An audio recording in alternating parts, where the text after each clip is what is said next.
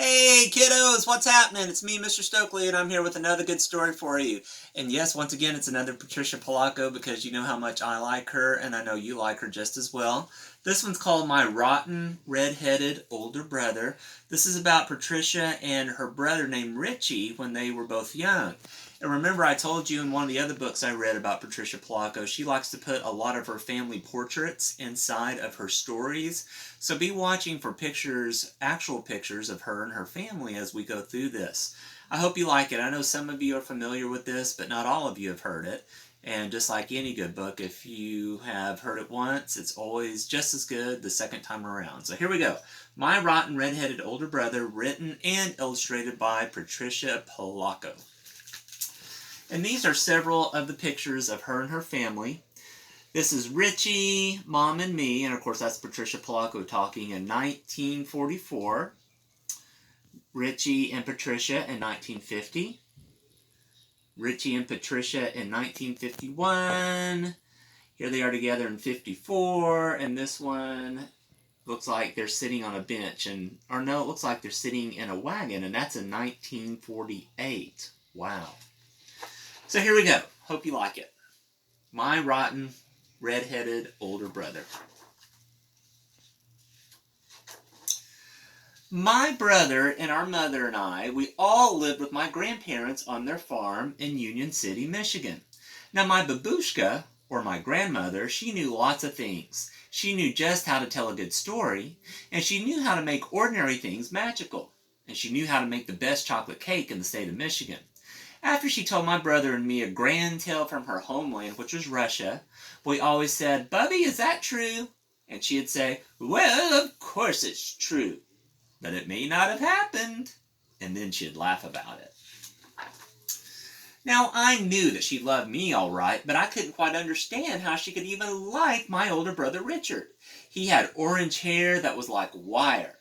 He was covered in freckles, and he looked like a weasel with glasses. The one thing my grandma didn't seem to know was how perfectly awful my brother really was. Mind you, he was always nice whenever she was around us, that as soon as she would leave, he would do something terrible to me and then laugh about it. There were so many things that I couldn't stand about him. The worst was that he was always telling me that he could do things better than I. "I bet I can pick more blackberries than you can," he said one day. "No, you can't." "I can too." "Cannot." "Can," he said. "Not," I said louder. "Can," he whispered so low that I could hardly hear him. "Not," I screamed back. We both picked berries for most of the afternoon. Well, yep, and he did it. He not only picked more berries than I, he set a record that wasn't even challenged for the next 10 years. "You make me sick, Richard Barber," I yelled at him. And then he smiled that smile that only a rotten, red-headed older brother could smile. I would just have to face it. He could run the fastest, climb the highest, throw the farthest, sit the longest, get the dirtiest, burp the loudest, and ding, spit the furthest. He had no equal, certainly not me. "And I'm 4 years older than you, and I always have been, and I always will be," he sneered. There had to be something that I could do that he couldn't. Then a thought comforted me like a fresh breeze on a hot summer day. "Oh, Richie," I said as I stood next to the rhubarb bushes, "do you like rhubarb?" "No," he said, "it's the sourest stuff on the planet." Now I knew at long last that I had him. "I bet I can eat more of this raw rhubarb than you can without getting the puckers," I said. "Well, I don't think so." "I do." "I don't," he said, his eyes narrowing. "I do," I said. "Don't," he said, looking smug. "Do," I said, as I grabbed the first stalk and started chewing it almost down to the leaf. When I couldn't get one more sour bite into my mouth, he was still eating with relish. That means he ate like he loved it. "I thought you said you don't like rhubarb," I said through pursed lips. "I don't like it. I love it." he said as he popped the last stalk in his mouth.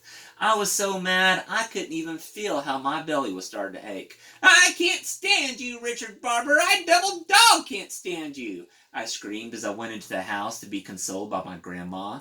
Yeah, and I'm 4 years older than you too, you little twerp. Always have been and always will be, he said, and then he laughed, that rotten red-headed older brother laugh at his. That night at dinner, I could hardly eat. Have you been eating sour apples again, child? Grandma asked as she sliced me a huge wedge of rhubarb pie. Bum, bum, bum. I baked your favorite. Richard gave me one of his extra rotten, weaselly-eyed, greeny-toothed grins. Well, at bedtime, my grandma came and sat on the edge of my bed like she did every night. Look, a falling star, she said. We watched it streak across the sky. Then she spit twice between her fingers, and she gave her chest a loud slap. When did you do that, Bubby? I asked. I was making a wish. Didn't you know that wishes on falling stars come true? At last I knew how I was going to get back my brother. For the longest time I watched the dark sky until I saw a star shoot across the night. Then I spit between my two fingers and slapped my chest. It was done. My wish was to do something, anything better than my brother. I would show him. Well, the next morning, all I could think about was my wish. I was thinking about it so hard I almost didn't notice the wagons and the trucks pulling into the field down the road near Four Corners. A traveling carnival, my brother shouted as he ran towards me. They're setting up right here in our field. I bet I can eat more hot dogs than you, he said.